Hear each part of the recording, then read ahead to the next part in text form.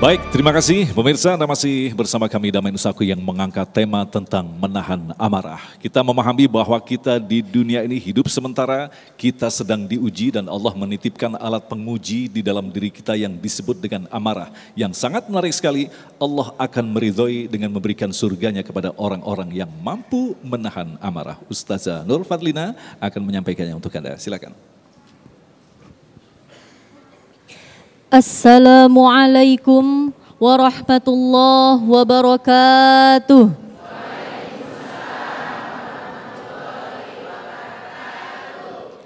Alhamdulillahilladzi qad hadana bil iman. Wassalatu wassalamu ala afdalil insan wa ala alihi wa ashabihi wa man tabi'ahu bil ihsan, amma ba'du. Allahumma salli ala sayyidina Muhammad wa ala alihi wa ashabihi ajma'in. Rabbi shrah li sadri wa yassir li amri wahlul 'uqdatam min lisani yafqahu qawli. Pertama-tama yang saya hormati para guru-guru yang sudah hadir pada kesempatan majelis ilmu yang mulia pada siang hari ini.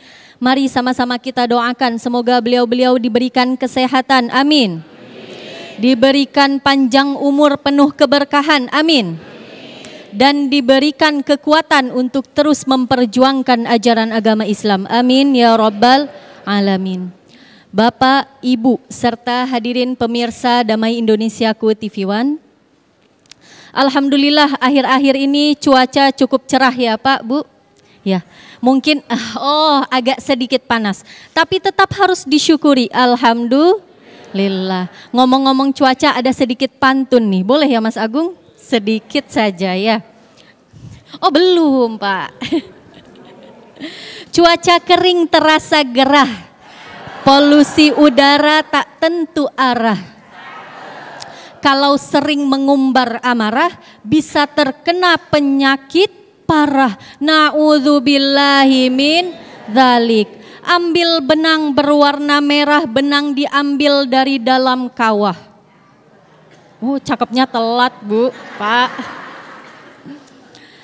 Jadi orang jangan suka marah-marah agar tak cepat jadi arwah. Takut enggak tuh Bu?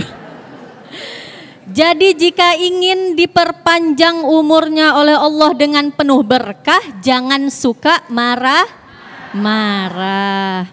Hadirin yang dirahmati Allah, sebagaimana mungkin kita tidak akan pernah bisa menghitung nikmat Allah karena saking banyaknya, kita juga tidak akan pernah mampu untuk menghitung dosa-dosa kita. Dalam keseharian selalu banyak sekali aktivitas-aktivitas yang bisa berpotensi menimbulkan dosa yang tak terhindarkan. Dikit-dikit kita emosi, dikit-dikit ada yang kita marahi, ya Bu? Iya biasanya kita nih kaum ibu-ibu, ya ngaku ya Bu? Kalau anaknya susah makan, kesel, ya. Bapak nih Bu naruh anduk basah di atas kasur, marah nggak?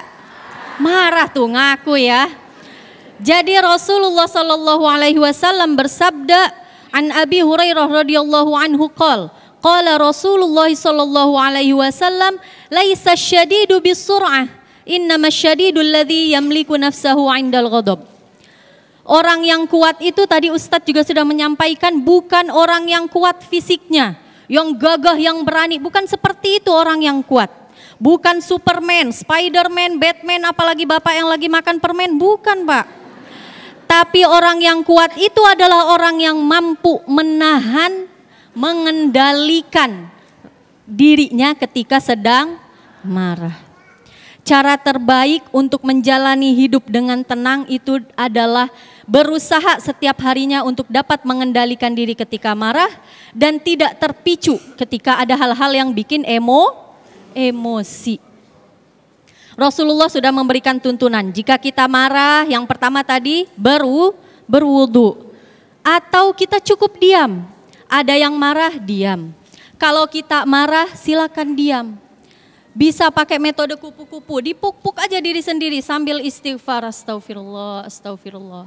Bisa juga hembus nafas, tarik nafas, hembus, tarik nafas lagi, hembus, tarik nafas lagi. Udah cukup Bu, takut berhembus dari belakang. Hadirin yang dirahmati Allah, dalam Islam marah itu perlu dikendalikan. Marah itu perlu dikendalikan. Tidak boleh ada marah yang meluap-luap, marah yang keterlaluan sampai mencaci maki, sampai ada perbuatan yang negatif. Karena itu nantinya bukan hanya merusak diri sendiri, bukan hanya merusak secara psikis, merusak secara fisik, tapi juga ternyata berpotensi merusak komunikasi, merusak hubungan kita antar sesama manusia. Sebagaimana dalam firman Allah, Quran Surah Ali Imran ayat 133 sampai 134. A'udzubillahi minasyaitonirrajim. Bismillahirrahmanirrahim. Wasari'u ila maghfiratin min rabbikum wa jannatin 'arduhas samawati wal ard. U'iddat lil muttaqina alladzina yunfiquna fis sarra'i wad dharra wal kazimina al ghaiza wal 'afina 'anil nas. Wallahu yuhibbul muhsinin. Al-ayah. Dikatakan dalam firman Allah tersebut, jannah u'iddat lil muttaqin. Syurganya Allah siapkan bagi orang yang bertakwa, bagi orang yang bertakwa. Ciri-cirinya, kriterianya seperti apa Bapak Ibu? Ciri-ciri dan kriteria orang yang bertakwa yang Allah siapkan surga. Yang pertama, alladzina yunfiquna fis-sarra'i wad-dharra. Orang yang berinfak, yang menginfakkan hartanya, yang bersedekah di waktu lapang maupun di waktu sempit. Jangan pas lagi berlimpah ruah aja. Pas lagi sempit pun ikhlaskan untuk bersedekah. Semakin tinggi semangat memberi, semakin kepedulian sosial kita pun akan tinggi. Dan itu akan menimbulkan sikap ikhlas. Yang kedua, inti pada hari ini adalah wal kaziminal ghaiz. Orang yang dapat menahan amarahnya. Profesor Dr. Quraisy Shihab menjelaskan bahwa al-kazimin yang berarti atau bermakna penuh dan tertutup dengan rapat. Seperti air yang ada dalam suatu wadah ditutup dengan rapat, jangan sampai tumpah. Jangan sampai tumpah itu amarah dalam bentuk kata-kata, apalagi dalam bentuk perbuatan. Syekh Wahbah Az-Zuhaili juga menjelaskan bahwa al-kaziminal ghaiz itu berarti menahan amarah dengan sabar dan tidak menampakkannya. Sesuai kemampuan kita, tidak menampakkannya dalam bentuk kata-kata dan juga dalam bentuk perbuatan. Jadi al-kaziminal ghaiz, orang yang bisa menahan amarah yang boleh masuk ke syurganya Allah adalah orang yang kalau marah diem. Ya Pak Bu, diem aja. Diam, ditahan sendiri, disimpan sendiri di dalam hati, disembunyikan rasa marahnya sampai tidak ada satu orang pun yang tahu kalau kita sedang marah. Tidak ada kata-kata dan perbuatan yang keluar ketika kita sedang marah. Bisa ya Pak, Bu? Ya, kita latihan ya setiap hari insya Allah.